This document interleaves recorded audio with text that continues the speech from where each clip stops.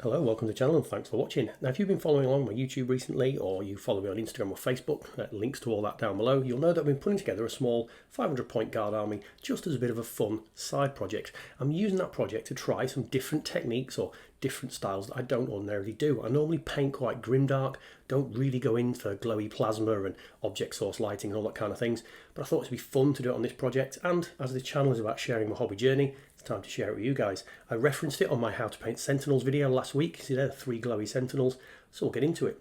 First thing though, before we go into plasma glow and object source lighting, I'm just going to quickly show you how I do burnt, melta and flamer effects. This is a technique I've done for an awfully long time.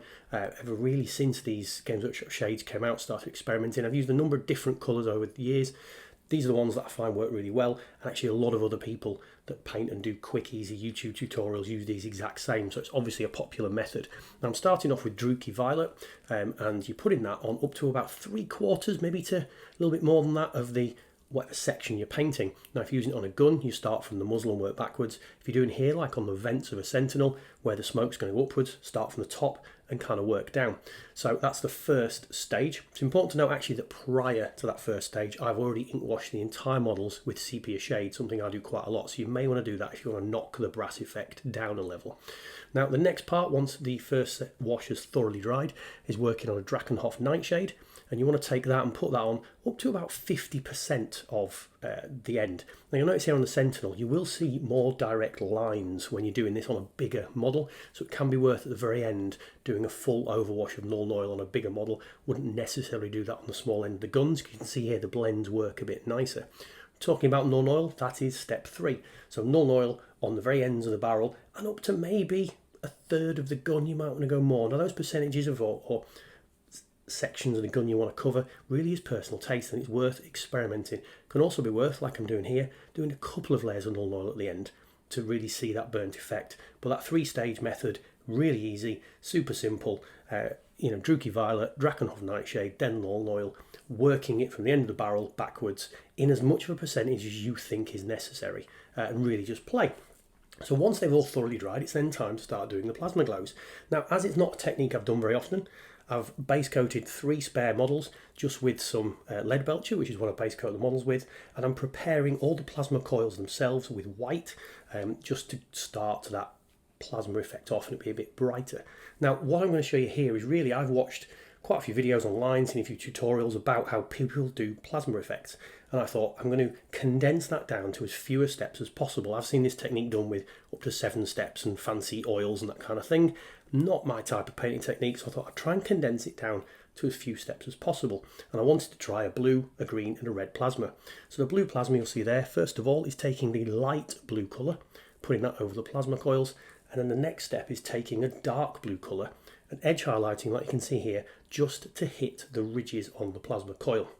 What I'm also doing here is I'm drifting out onto the metal, because I thought at this point, how would this look if I was doing object source lighting? So I'm not being super careful about not hitting the edges of the guns, because I wanted to do some object source lighting. If you didn't, be a little bit more careful as you're kind of working in and working onto the edges of those plasma ridges. But as I said, this is purely experimental, so I really was having a go. Now this is the white layer, and what a lot of other YouTubers and people that paint properly that I've seen do is they use like an oil technique into here to give that glow. This is just normal white paint, so this is a Vallejo white paint, and I've mixed it 50-50 with water.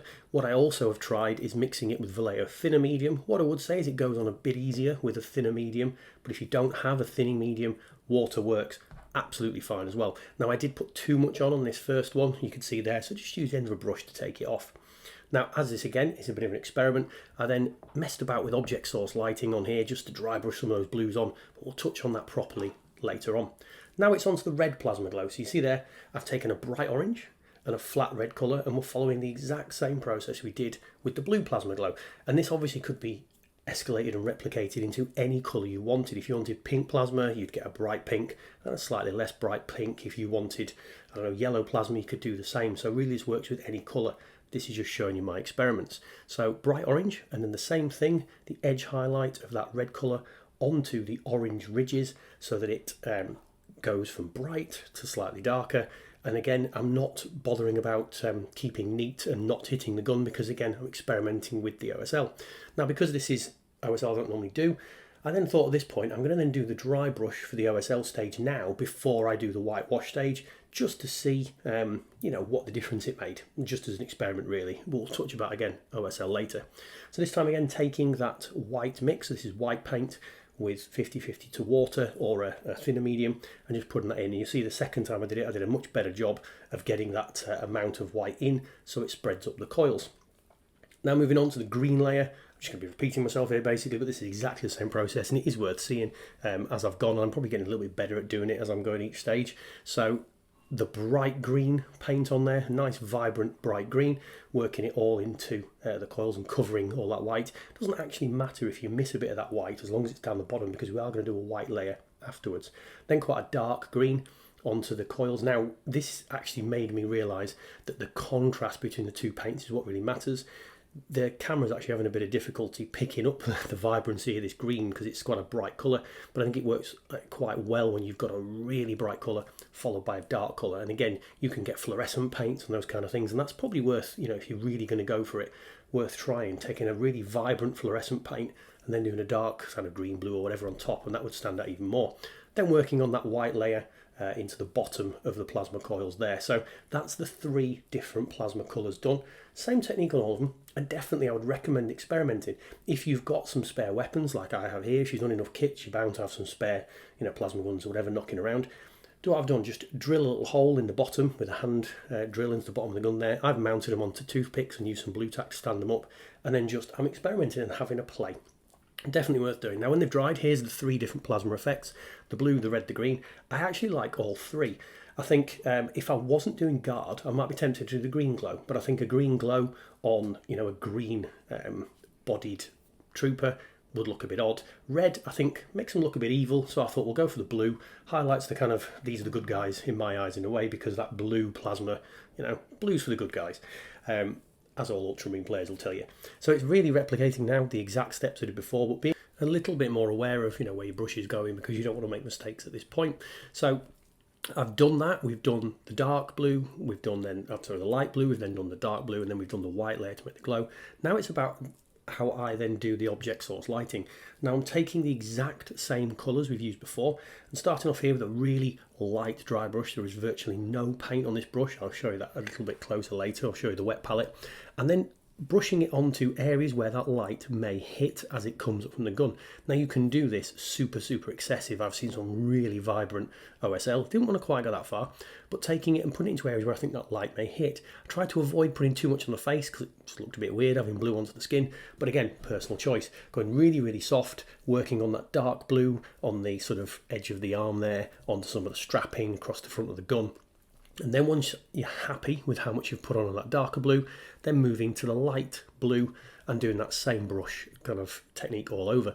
And this would work exactly the same if you were doing the green plasma glow, a red plasma glow, anything like that. You would just put on as much or as little as you want, starting off with whatever that dark colour was, working up to the lighter colour. Now just showing you on the Sentinel, it's the same technique, so starting off with the dark blue. Now again, I'm not trying to hit the flat areas too much. I'm kind of taking the brush very quickly, working so it hits the edges first, because that's where the light would actually technically hit, and then working a little bit onto the flat, but that's not my focus. My focus is kind of the sharp edges and ridges first to build that glow up, and being a little bit lighter with it the further away from the gun we go. And I said I'd show you the paint coming off the wet palette, so you see there dipping the brush in and then really rubbing that end of the paintbrush onto a bit of tissue there until virtually no paint is coming off at all. Now some people say that if you are going to dry brush you shouldn't use tissue because it can make it slightly chalky. I have found that with some paints. I don't find that issue with Vallejo, but if you do find that with paints you use, it goes a bit chalky. If you rub it onto a bit of tissue, do a bit of cloth because it absorbs less water from your paint. And there we go. So that's just very simple object source lighting. It's not a super hard technique to do. It is relatively easy. It takes a little bit of confidence though, because you are in effect ruining a paint scheme you've just done, but it is a bit of fun to experiment with. I would encourage you to have a go. You know, it's something I've done, have a go on this video. Why not try it? So look, if you've enjoyed that, like, comment, subscribe, all that normal YouTube jazz, and I hope I will see you guys on another video.